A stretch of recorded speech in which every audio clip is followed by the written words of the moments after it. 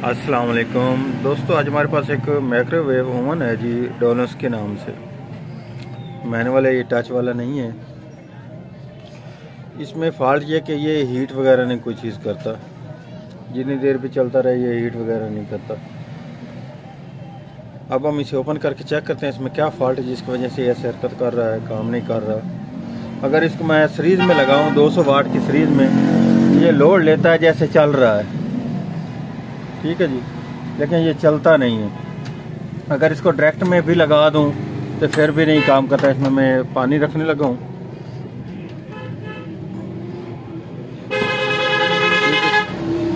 अब इसको चला कर चेक कर लेते हैं। मेरा मोहम्मद अल्ताफ़ और मेरे चैनल का नाम है अल्ताफ़ इलेक्ट्रॉनिक्स। सब्सक्राइब करें और साथ वाले बेल आइकन दबा दें। मैं अब वीडियो को थोड़ी देर रोकने लगा हूँ ताकि चल ले।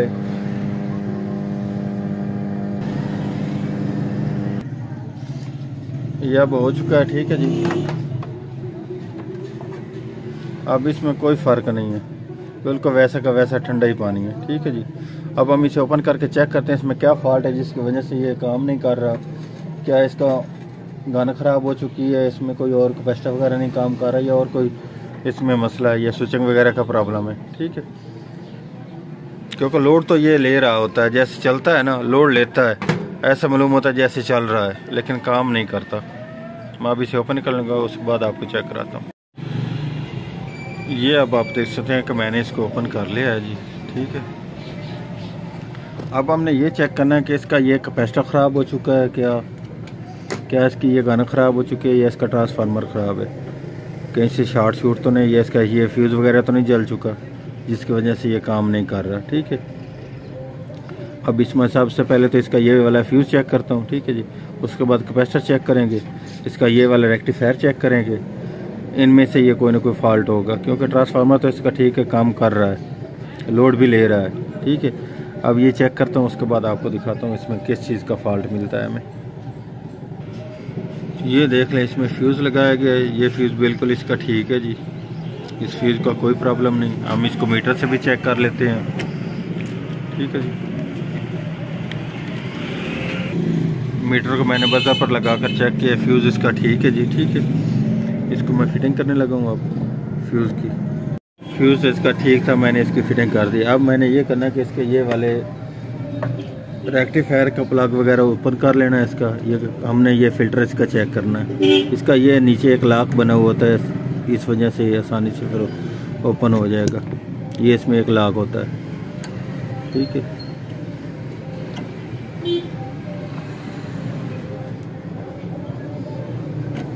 ये देख लें। अब मैंने ये कैपेसिटर को भी अलग कर लिया है, ठीक है जी।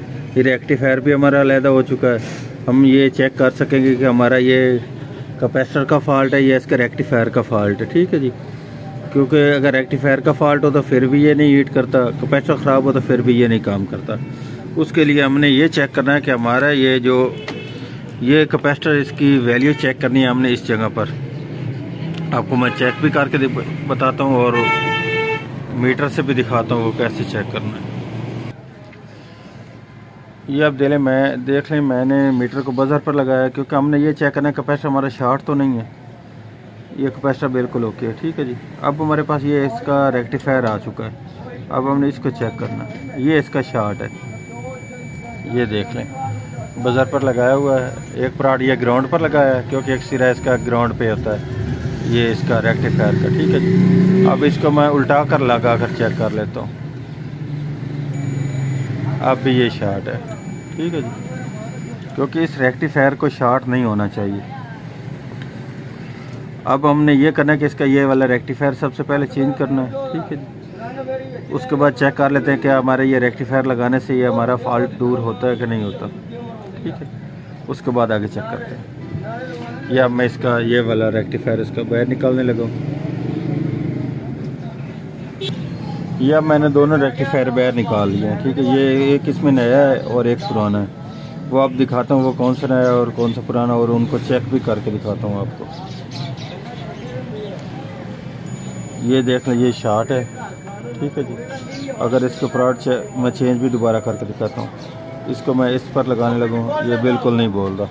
ठीक है जी, अब इसको मैं ये पराठ दोनों चेंज करके दोबारा चेक कराने लगा आपको। अभी ये शार्ट है, दोनों तरफ शार्ट है। ठीक है जी, ये अब दोनों तरफ नहीं बोल रहा। ठीक है, और वैसे इसको वोल्टेज दिया जाए तो एक से दूसरी तरफ ये जाते होते हैं। ये होता है डबल रेक्टिफायर, इसलिए ये मीटर पर शो नहीं होता। ठीक है,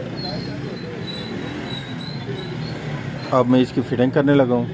जैसे हमने इसमें से ये ग्रिप निकाले हैं वैसे ही हमने ये लगाने हैं। इस चीज़ का आपने ख़ास ख्याल करना।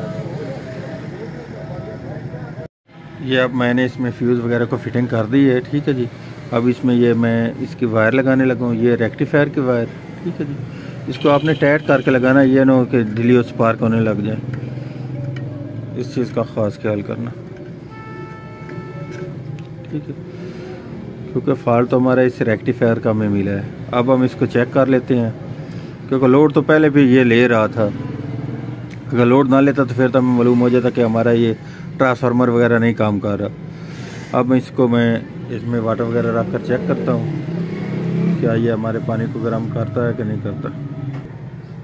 ये अब मैंने इसमें पानी रख दिया है। ठीक है जी, अब इसको मैं चलाने लगा हूँ।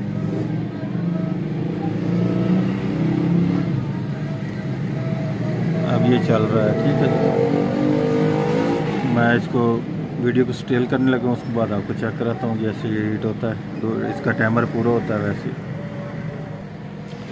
अब इसका यह टाइमर पूरा हो चुका है जी, ये देख लें। ठीक है, अब इसको मैं बैर निकाल कर चेक करने लगा हूँ। ये अब काफ़ी सारा हीट हो चुका है, ये ऊपर देख सकते हैं।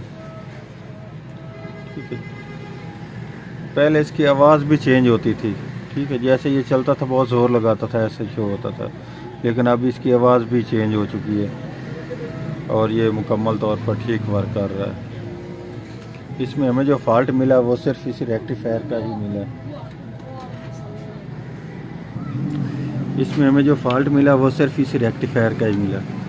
इस रेक्टिफायर के अलावा इसमें कोई चीज़ ख़राब नहीं थी। ठीक है, अब मैं इसको फिटिंग करने लगा हूँ। आज की थी हमारी ये वाली वीडियो। अगर वीडियो अच्छी लगे तो लाइक और शेयर कीजिएगा, हमारे चैनल को सब्सक्राइब कीजिएगा अल्ताफ़ इलेक्ट्रॉनिक्स को। अल्लाह हाफिज़।